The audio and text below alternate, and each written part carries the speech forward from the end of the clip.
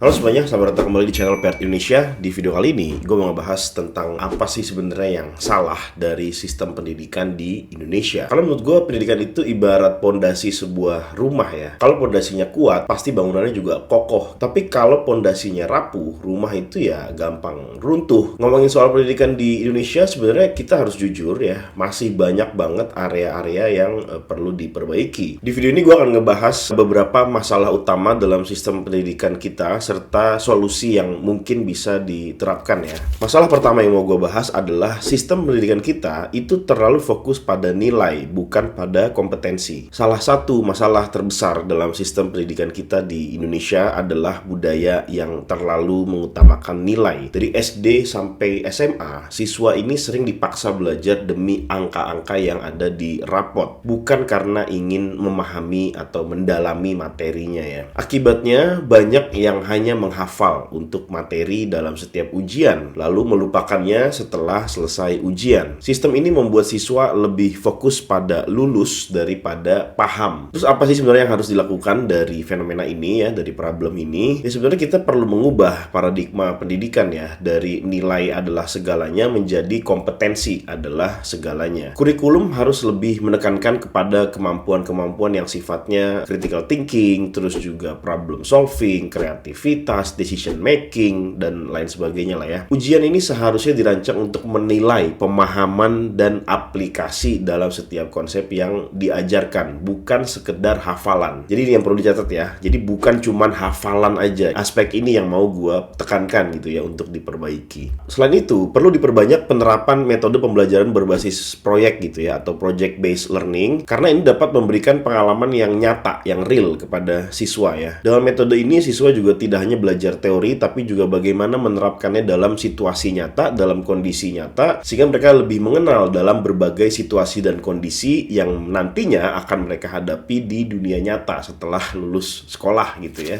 Sekarang kita masuk ke problem yang kedua, yaitu kesenjangan kualitas pendidikan. Di kota-kota besar, fasilitas yang ada di sekolahan itu sebenarnya sudah cukup memadai ya, terutama di sekolah negeri. Gue lihat juga ada banyak beberapa sekolah negeri yang dibangun ulang gitu, jadi dirata tanah, terus dibangun lagi lebih bagus, lebih gede, lebih modern bangunannya gitu kan, dan banyak banget fasilitasnya, mulai dari laboratorium, ada perpustakaan, hingga ada juga akses internet lah ya. Tapi di daerah-daerah terpencil kondisinya ini sangat-sangat berbeda jauh. Mungkin kalian sudah sering melihat berbagai konten atau melihat berbagai kondisi sekolah-sekolah yang ada di daerah-daerah, terutama di daerah-daerah yang terpencil ya. Banyak sekolah yang kekurangan guru, buku pelajaran, bahkan gedung atau infrastrukturnya yang nggak layak sama sekali. Ketimpangan ini menciptakan kesenjangan besar dalam kualitas pendidikan. Terus apa yang harus dilakukan? Ya lagi-lagi ini kalau ngomongin soal sekolah negeri ya ini sebenarnya pemerintah ya harus lebih serius dalam memastikan pemerataan fasilitas dan sumber daya pendidikan. Teknologi seperti internet juga dapat digunakan untuk mencapai daerah-daerah terpencil ya melalui program e-learning, tapi tetap menurut gue internet itu fasilitas pendukung, tapi fasilitas utamanya ini yang harus diperbaiki ya gedungnya, kursinya, mejanya, apakah tempatnya layak untuk belajar, lampunya terang apa enggak, kalau hujan netes-netes atau bocor atau enggak, kayak gitu-gitunya lah pokoknya. Selain itu, insentif bagi guru yang bersedia mengajar di daerah terpencil ini juga perlu ditingkatkan, dan pemerintah juga perlu bekerja sama dengan sektor swasta untuk menyediakan beberapa bantuan dalam konteks infrastruktur pendidikan, misalnya membangun sekolah atau menyediakan perangkat teknologi seperti tablet atau laptop untuk siswa di daerah terpencil dengan bekerja sama dengan penyedia laptop ya. Program pelatihan khusus bagi guru yang akan ditugaskan di wilayah-wilayah daerah terpencil ini juga harus menjadi prioritas ya. Ini secara normatif gue mau sampaikan solusinya mungkin akan seperti, tapi solusi yang paling lebih krusial adalah di pendidikan itu nggak boleh ada korupsi. Jadi gue bukannya mentolerir korupsi di area lain ya, tapi lebih kepada kalau soal pendidikan,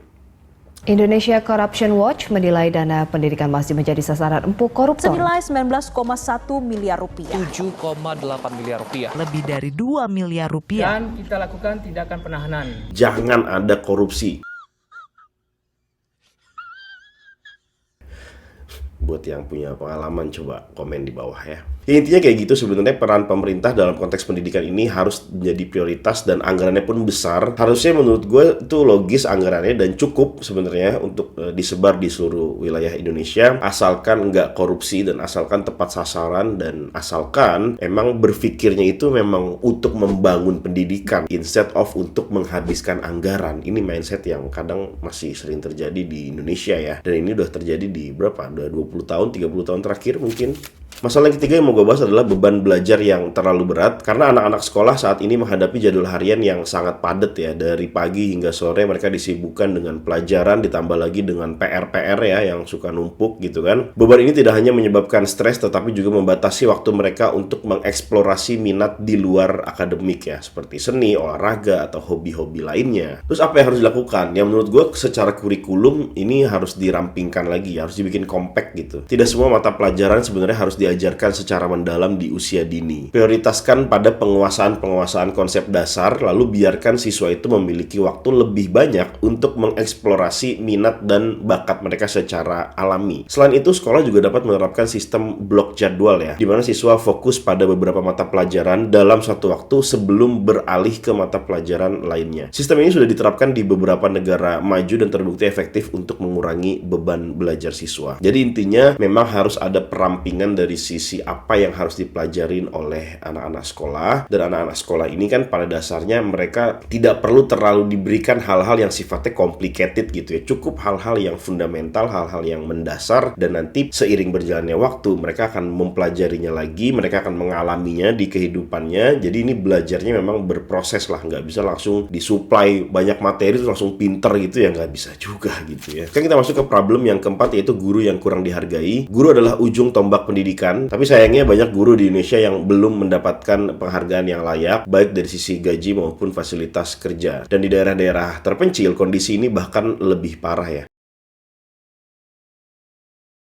Selain itu, pelatihan untuk meningkatkan kompetensi guru juga masih minim, dan ini membuat mereka sering kesulitan untuk mengikuti perkembangan teknologi dan metode pengajaran modern. Dia sebenarnya solusinya tingkatkan kesejahteraan guru. Kalau nggak salah, tahun ini kemarin baru aja diumumkan ya, kalau gaji guru yang PNS itu naik ya, tapi kalau gaji yang non-PNS kayaknya gue nggak tahu, kayaknya nggak naik deh. Tapi memang kalau dalam konteks yang dari tadi gue bahas, yaitu di daerah terpencil ya konteksnya, ini memang harus ditingkatkan lah kesejahteraannya ya. Pastikan juga mereka mendapatkan pelatihan secara berkala untuk memperbarui metode pengajaran ya. Dengan guru yang bahagia dan kompeten, kualitas pendidikan pasti akan meningkat. Selain itu, pemerintah juga bisa memberikan penghargaan dan pengakuan bagi guru-guru yang berprestasi, misalnya melalui penghargaan tahunan atau bonus khusus bagi mereka yang berhasil meningkatkan kualitas pendidikan di tempat mereka. Ya pokoknya intinya kalau soal guru, gue yakin pemerintah pasti punya program, tapi di satu sisi guru ini memegang peranan penting dalam setiap pertumbuhan anak ya, atau pertumbuhan siswa. Jadi pastikan memang kalau kita sebagai orang tua, mungkin yang nonton ini punya anak kecil gitu yang lagi mau sekolah, pastikan memang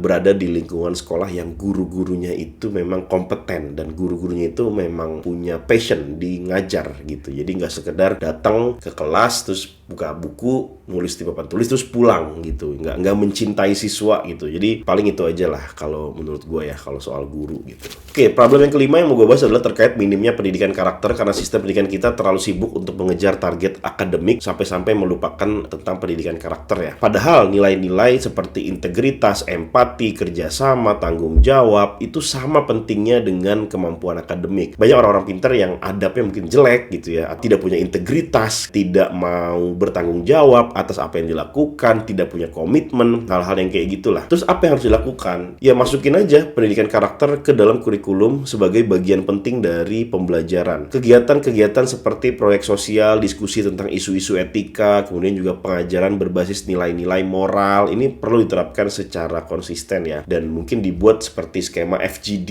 gitu ya. Jadi ada satu kasus terkait etik, ada satu kasus terkait tanggung jawab, ada satu kasus terkait integritas, mayoritas itu anak-anak tuh disuruh FGD gitu, disuruh ngobrol, diskusi gitu, kira-kira apa yang perlu dilakukan, kayak gitu-gitu lah. Jadi melatih anak itu untuk terus berpikir gitu. Selain itu, sekolah juga bisa bekerja sama dengan berbagai komunitas lokal untuk menciptakan program yang mendukung pembelajaran nilai-nilai positif ya. Misalnya program kerja bakti atau kunjungan ke panti asuhan untuk meningkatkan rasa empati siswa dan jiwa sosial mereka supaya lebih aware lagi, supaya lebih peduli lagi dengan lingkungan sekitar dan orang-orang sekitar mereka. Sekarang kita masuk ke problem yang keenam, yaitu kurangnya inovasi dalam metode pengajaran. Karena sebagian besar metode pengajaran di Indonesia masih sangat-sangat konvensional, seperti ceramah di kelas gitu ya. Hal ini membuat pembelajaran terasa membosankan dan kurang relevan dengan kebutuhan zaman. Siswa seringkali hanya menjadi pendengar pasif tanpa diberikan kesempatan untuk berpartisipasi aktif dalam setiap proses belajar. Terus apa yang harus dilakukan? Ya, doronglah penggunaan metode pengajaran yang inovatif seperti pembelajaran berbasis project atau project based learning ya, diskusi kelompok, dan juga penggunaan teknologi dalam kelas, dan juga mungkin pembelajaran di luar kelas itu juga nggak kalah penting ya. Guru juga perlu didorong untuk menciptakan suasana belajar yang interaktif dan menyenangkan. Dan kalau dalam konteks untuk di pemerintah gitu ya, pemerintah juga sebenarnya dapat menyediakan platform digital untuk mendukung pembelajaran seperti aplikasi atau portal edukasi yang bisa diakses oleh guru dan siswa. Dan dengan cara-cara seperti ini pastinya proses belajar mengajar akan menjadi lebih dinamis dan lebih menarik. Dan intinya kalau menurut gue, kalau ngomongin soal inovasi dalam metode pengajaran, kita lihat aja lah negara-negara maju kayak gimana sih ngajarin siswanya gitu ya. Nggak perlu yang inovasi-inovasi yang belum ada di dunia ini gitu kan. Kita bisa contek beberapa negara-negara yang sistem pendidikannya sudah baik, dan kita lihat mana yang cocok dan bisa diterapkan dengan mudah dan juga applicable bahasanya gitu ya, untuk diterapkan di kelas kita gitu. Ini untuk guru-guru ya. Oke, sekarang kita masuk ke problem yang ketujuh, yaitu kurangnya pendidikan vokasi yang relevan.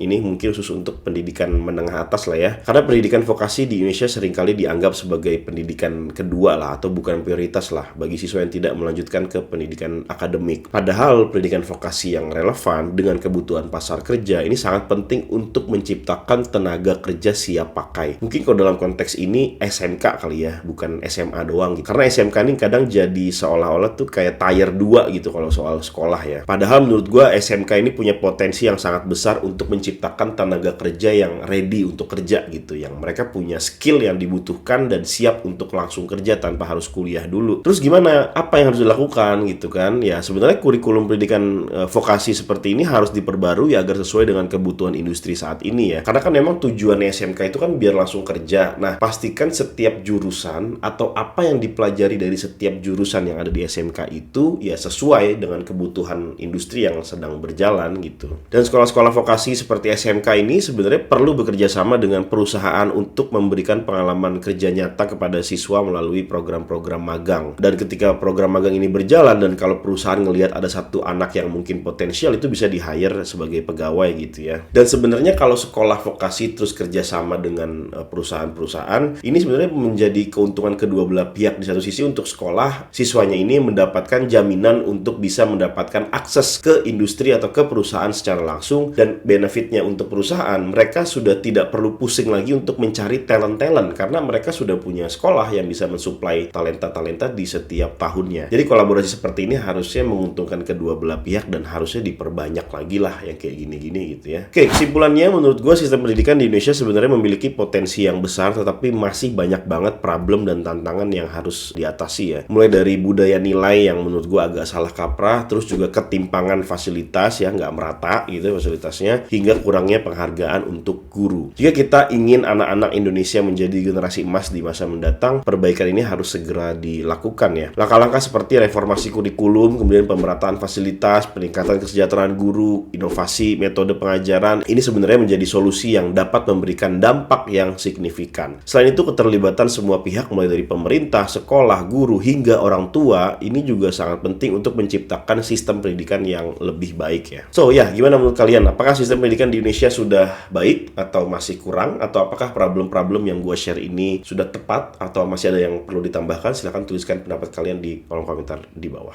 Ya, mungkin buat kalian yang saat ini sedang mencari kerja, kalian cek aja link yang ada di kolom deskripsi di bawah, karena Paired Recruiting Indonesia menyediakan berbagai lowongan kerja secara remote di overseas company yang company-nya ada di US dan ada di Eropa. Silahkan di-apply sebanyak-banyaknya disesuaikan dengan skill, pengalaman, dan juga expertise kalian. Gue doakan semoga kalian bisa berhasil dan dapetin kerjaan remote. Karena seru tuh pekerjaan remote ya. Ya mungkin itu untuk video kali ini. Jangan lupa di like video ini apabila kalian menyukainya. Jangan lupa juga di subscribe channel ini buat kalian yang pengen nonton video-video kayak gini lagi selanjutnya. Jangan lupa juga diaktifkan bell notification-nya supaya kalian tidak ketinggalan saat ada video baru di upload. Terima kasih sudah menonton video ini. Gua Billy Dolmen dan sampai bertemu lagi di video selanjutnya.